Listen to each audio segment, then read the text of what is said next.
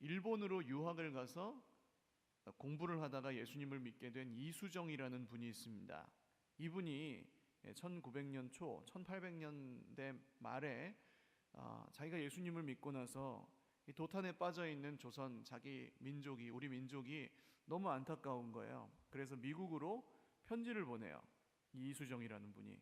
그래서 뭐라고 보냈냐 하면, 이 동방의 작은 나라이지만 정말 예수님이 필요한 나라가 있습니다. 만약에 먼저 예수님을 믿고 하나님의 백성이 된 당신들 미국 교회에서 이 조선을 향해 도움의 손길을 뻗지 않는다면 여러분은 자기 책임을 다하지 않는 것일 것입니다. 이렇게 편지를 보냈어요. 그리고 그게 이 선교, 미국의 그 당시 선교 잡지에 실리게 되었습니다. 그 잡지를 보고 조선이라는 나라가 있는 줄도 몰랐던 미국의 수많은 신학생들, 선교사님들이 한국으로 건너오기 시작을 한 거예요. 그래서 1900년대에 이제 뭐 토마스 선교사님이라든지 언더우드, 벤젤러, 알렌 이런 선교사님들에 의해 활발하게 선교가 시작된 게, 사실은 그분들이 직접 알고 온 게 아니라 우리나라에서 먼저 예수님을 믿은 사람의 그런 부름, 초청을 통해. 그러니까 사도행전에도 바울이 가려고 하는데 못 가고 있다가 꿈에 마게도냐 사람 하나가 손짓하며 우리를 와서 도와달라 하는 그 말을 듣고 가지 않습니까? 성령께서 조선을 굉장히 불쌍히 여기시고 그런 놀라운 일을 시작하셨다는 것이죠. 서원이 길었습니다. 왜냐하면 오늘 설교가 재탕이기 때문에. 시편 23편 1절에서 6절 말씀은 우리가 지구상에서 가장 많은 노래로 불리어진 그런 시편이죠. 사실 구절 하나하나를 해설하는 것은 너무나 잘 알고 계시기 때문에 제가 가장 졸리지 않은 설교로 준비를 했습니다. 여러 가지 노래가 있죠. 여호와는 나의 목자시니 내가 부족함이, 이런 노래도 있고, 여호와는 나의 목자시니 이런 노래도 있고, 또 선하신 목자 이런 노래도 있고, 주는 나를 기르시는 목자요, 수도 없습니다. 인터넷에 보니까 경상도 사투리 버전, 전에 한번 들려드렸던 것 같은데 경상도 사투리 버전 시편 23편도 있더라고요. 여호와는 내 목잔기라 그라이 내 삼아 답답할 게 없대. 저 시퍼런 풀꾸딩에 내 삼아 자빠져 자고 시원한 또랑가로 넬로 잡아 땡기신데 어쩌든지 정신 차리고 옳게 살아라 하시면 다 당신 체면 때문이시라 하네. 내 뒤질 뻔한 골짜구디에 껌껌한 데서도 그 빽이 참말로 여간 아닌기라.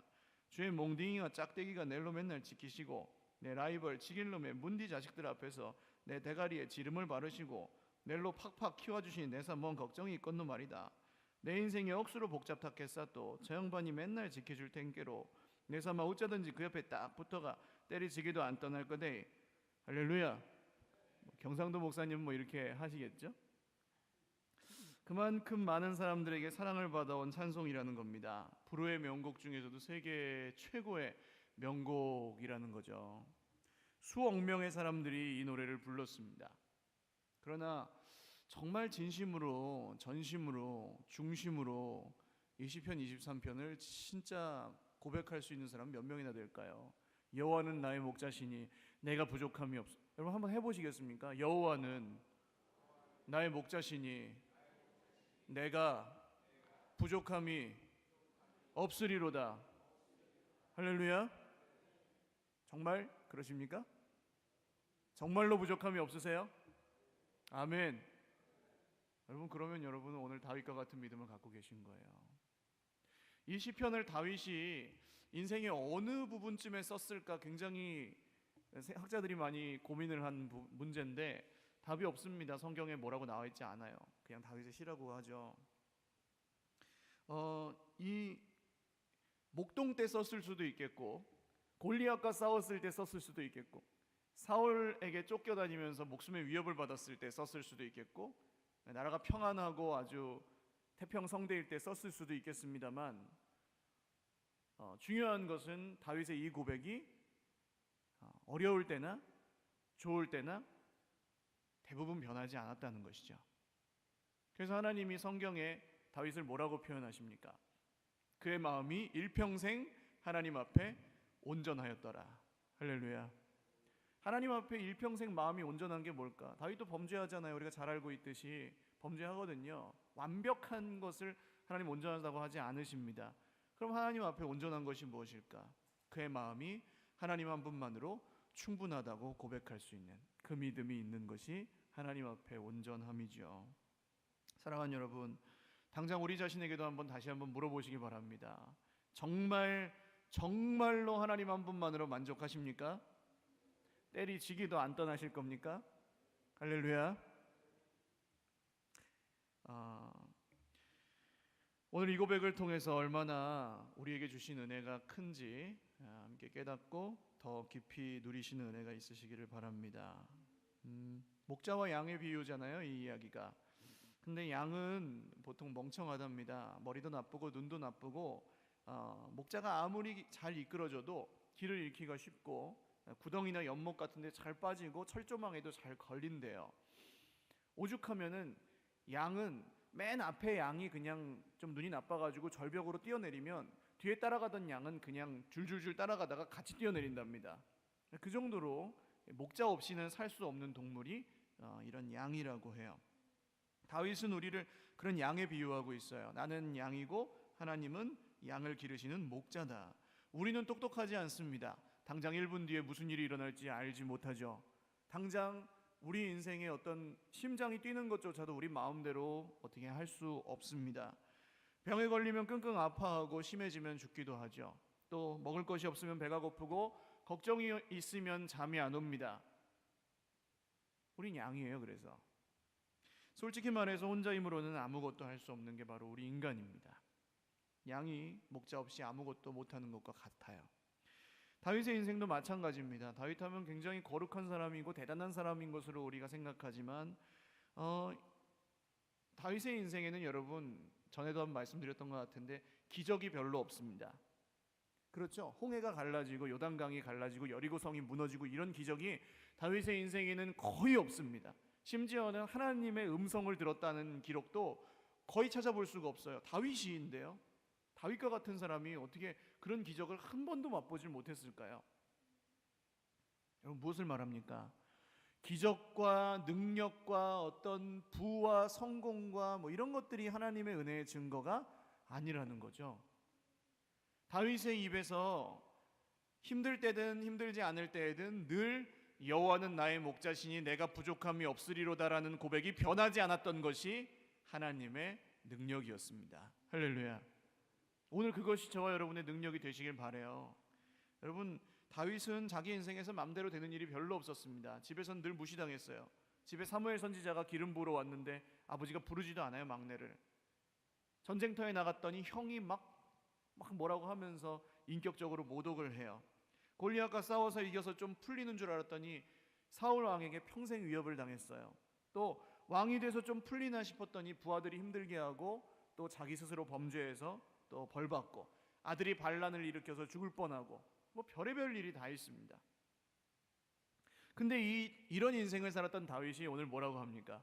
여호와는 나의 목자시니 내가 부족함이 없으리로다. 할렐루야. 올해 여러분 좋은 일도 있으셨고 안 좋은 일도 있으셨을 거예요.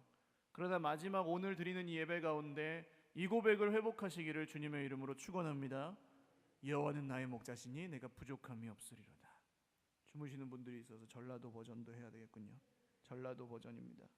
아따 여호와가 시방 나의 목자신디 나가 부족함이 있겠냐.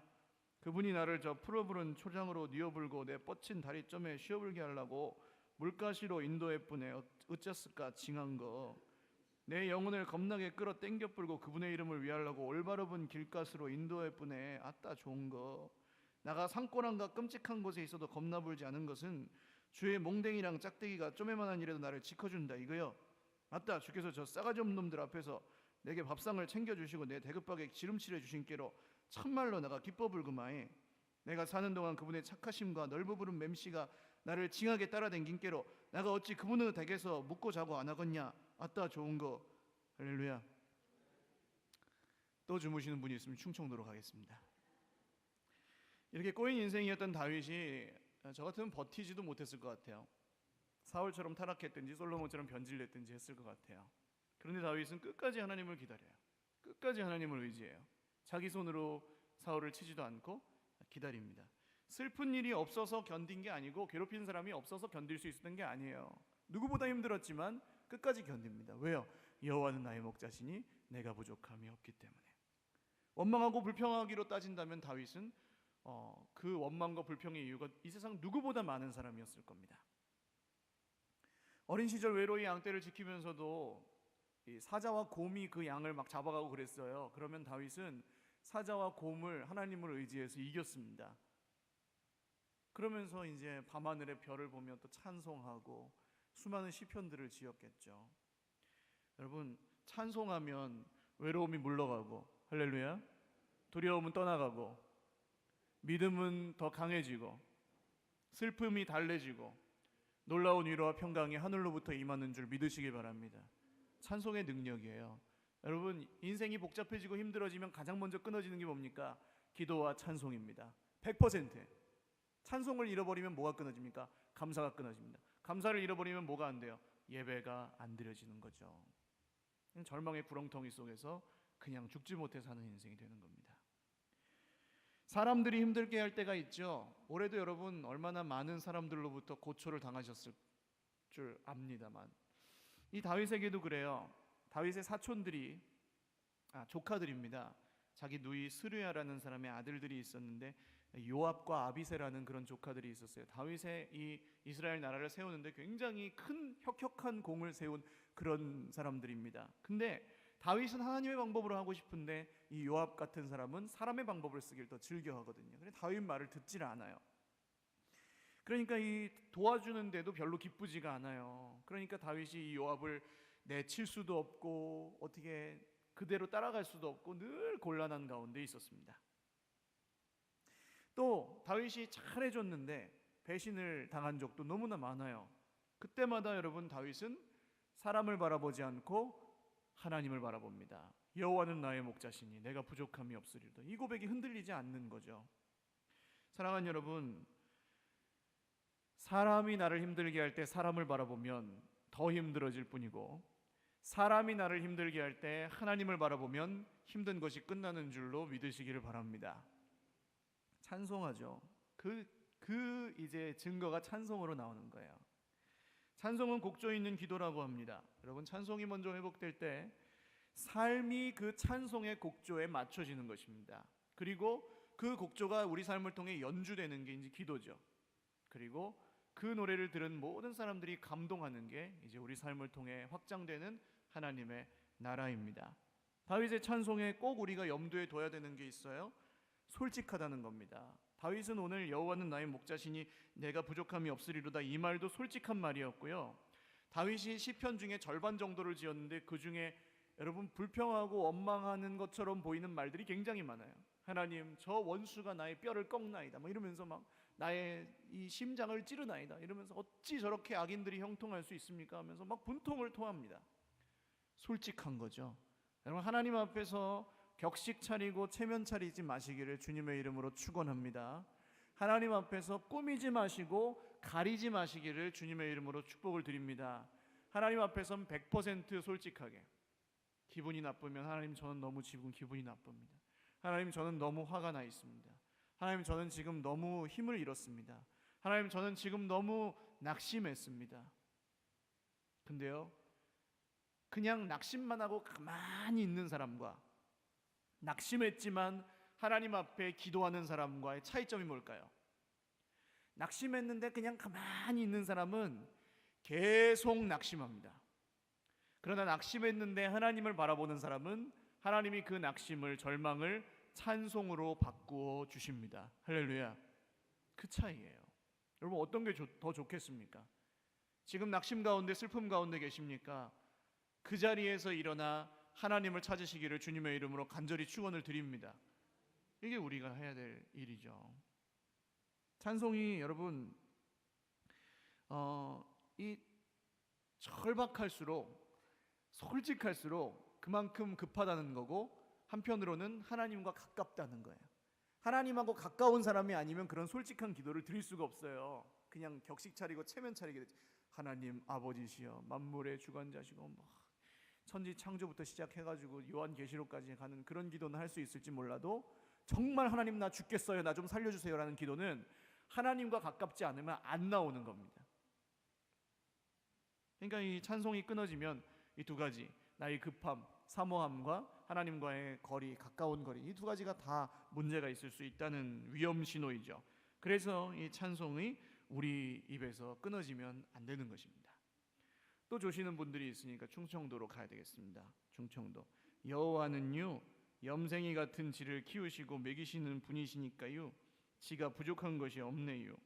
그분이 지를 무지무지 파란 풀밭에 엎으러지게 하시며 니나노 하기 딱 좋은 둔벙 가생이로 인도하여 주셔요. 지 영혼을 살려주시고요 그분의 함자를 위하여 의의 질로 인도하시는 것이지요. 지가 죽어 나자빠질지도 모를 깜깜하고 칙칙한 골짜구니로 댕겨도 해코지를 무서워 않는 것은 주님께서 지와 같이 하시기 때문이지요. 하마추의 지팽이와 막대기가 지를 지켜주시네요. 주님께서 지 왼수의 면전에서 상다리가 부러질 정도로 잔치를 여시고요 지름으로 지 머리에 발라주시니 지가 몸둘 바를 모르겠네요. 시방도 지잔이 넘치네요. 지 평생 선하심과 인자하심이 참말로 지를 따라댕길 모양이니 지가 여호와의 집에 아예 푹 눌러 살 것이요. 아멘. 여러분 제가 이 못하는 유머를 계속 이렇게 하는 이유는 주의 말씀을 들으십시오. 한 가지 이야기만 드리고 마치려고 하는데요. 이 맨발의 성자라고 불리는 최춘선 할아버지라는 분 기억하십니까? 이 남의 얘기니까 별로 와닿지 않는 얘기긴 한데요. 아까 이제 한국 교회사의 위인들을 수많은 위인들을 이야기를 했고 이분도 어떻게 보면 그런 분 중에 한 분일 수 있겠습니다. 굉장히 오래전에 매스컴에 보도되셨던 분인데 벌써 10년도 지난 것 같아요. 돌아가신 지도. 처음에는 그냥 미친 할아버지인 줄 알았어요. 다 세상에 이런 일이 이런 데 나오셨거든요. 그래서 거짓골에 맨발에 그냥 신발도 안 신으시고 지하철에서 왜 한국이 두 개냐, 왜 유관순 누나가 왜 이러면서 알 수 없는 이야기를 하면서 다니시는 그런 분이었습니다. 하나님은 자비로우십니다 그러면서 그렇게 30년을 사셨대요. 지하철에서 맨발로 그런 복음을 전하면서요.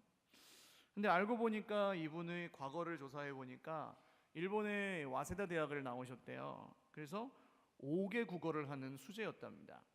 또 김구 선생님을 도왔던 독립운동가였대요.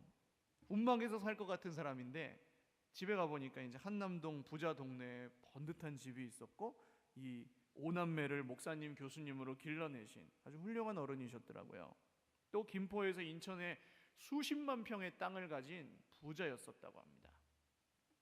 그런데 이제 일본 유학 중에 하나님의 은혜를 체험하고 그 다음부터는 하나님과 복음의 이 은혜와 사랑을 전하면서 산 거예요. 그래서 6.25 전쟁 직후에 떠도는 노숙자들과 이 고아들을 다 걷어서 먹이고 또 갖고 있던 땅은 모두 이제 어려운 사람들에게 하나하나 나눠주고 마지막 3,000평 땅이 남았는데 그것마저도 사기꾼에게 뺏겼는데 그것도 미워하고 저주하지 않았었다고 합니다.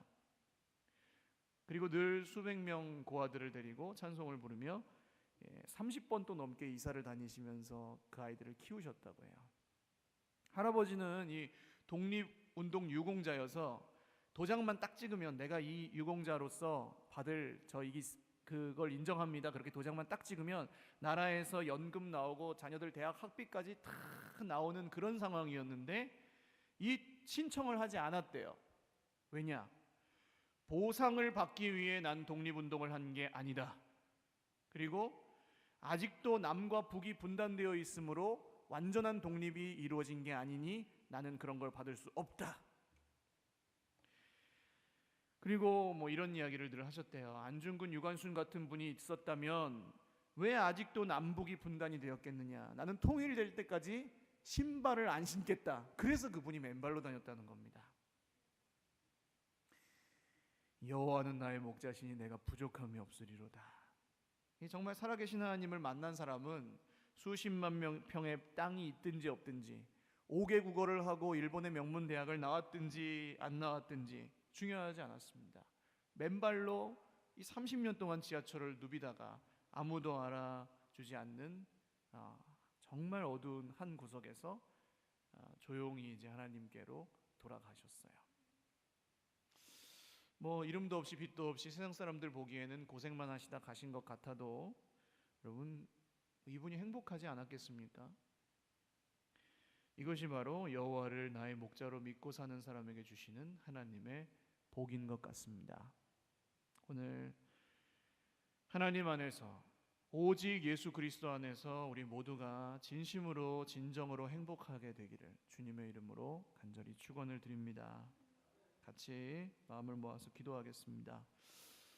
하나님, 오늘 이 시편 23편 우리가 100번도 1000번도 더 읽고 암송하는 이 말씀이지만 우리 입에서 진심으로 고백되지 않을 때가 많습니다. 주님, 이 말씀을 진심으로 고백하며 전심으로 고백하며 중심으로 고백할 때 다른 우리 인생의 모든 어려움들, 기쁜 일이든 슬픈 일이든 좋은 일이든 나쁜 일이든 자랑할 것이든 그렇지 않은 것이든 다 하나님 앞에서 의미가 없게 하시고 오직 하나님만 우리의 자랑이요, 하나님만 우리의 찬송이요, 하나님만 우리의 능력이요, 하나님만 우리의 생명이시요, 하나님만 우리의 주인이신 다윗과 같은 삶으로 우리를 인도하여 주옵소서. 기도하겠습니다. 하나님 아버지, 올 한 해를 돌아볼 때에 여러 가지 문제 때문에 어려울 때도 있었고 사람 때문에 힘들 때도 있었고, 하나님, 오늘도 실패와 절망 가운데 낙심할 때가 있고 악인들이 형통하는 것을 보며 슬퍼할 때가 있고, 주님, 우리에게 닥친 이유를 알 수 없는 재앙과 질병, 어려움들 때문에 하나님 고통하고 마음이 무거운 때도 있습니다. 그러나 주님, 오늘 다윗에게 주셨던 이 놀라운 믿음의 고백, 여호와는 나의 목자시니 내가 부족함이 없으리로다. 주님, 이 고백이 우리의 마음의 중심으로 전심으로 드려지게 하옵소서. 주님, 이 말씀 가운데 주님의 회복과 위로와 소망과 평강이 넘치게 하여 주시옵소서. 하나님, 나는 할 수 없지만 주님이 하실 것을 기대합니다. 나는 하나님 늘 넘어지지만 목자 되신 주님이 나를 늘 일으켜 주십니다. 나는 늘 길을 잃고 헤매지만 목자이신 주님이 나를 인도해 주십니다. 그것을 믿사오니 오늘도 염려하지 않겠습니다. 걱정하지 않겠습니다. 불평하지 않겠습니다. 원망하지 않겠습니다. 화내지 않겠습니다. 주님만 바라보겠습니다. 존귀하신 하나님, 감사합니다.